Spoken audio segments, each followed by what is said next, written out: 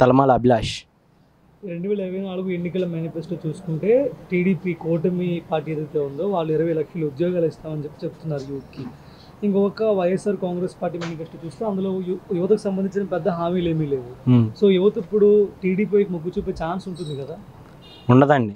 ఎందుకంటే ఇప్పుడు జగన్ గారు పోయినసారి కూడా ఇస్తా అన్నారు కాబట్టి యూత్ మొత్తం జగన్ గారికే సపోర్ట్ చేస్తారు. చంద్రబాబుకి ఎవరో సపోర్ట్ చేయరు.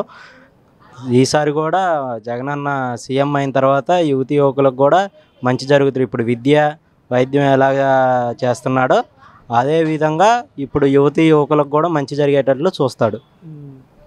ఇప్పుడు కూటమి పార్టీలు ఉన్నాయి మొత్తం మూడు కాదు 30 కలిసినా సరే సీఎం జగన్ గారిని గెలిపించేద్దాము.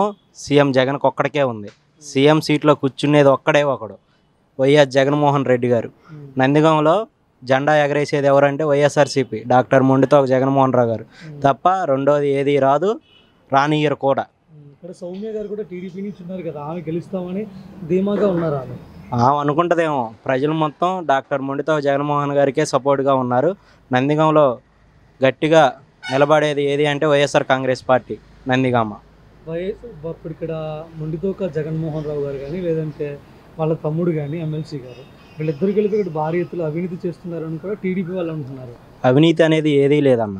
అంతా మంచి జరగాలి అనే కొత్తగా నందిగం నియోజకవర్గానికి సొంత నిధులతో మేనిఫెస్టో కూడా వదిలారు. నందిగంలో ఇప్పుడు డాక్టర్ గారు ఒక మేనిఫెస్టో ఇచ్చారు, జగన్ గారు ఒక మేనిఫెస్టో ఇచ్చారు. నందిగం నియోజకవర్గానికి 2 మేనిఫెస్టోలు అయినాయి. అవి మంచి జరుగుద్ది, మంచి చేసి తీరుతారు. మరి డాక్టర్ గారు ఆ మేనిఫెస్టోని పూర్తిగా అమలు చేస్తారంటారా? నమ్మకం ఉందా ప్రజలకు నమ్మకం ఉంది కాబట్టే ఈసారి కూడా 15,000 20,000 మధ్యలో మెజార్టీతో డాక్టర్ గారు ఇక్కడ గెలవబోతున్నారు.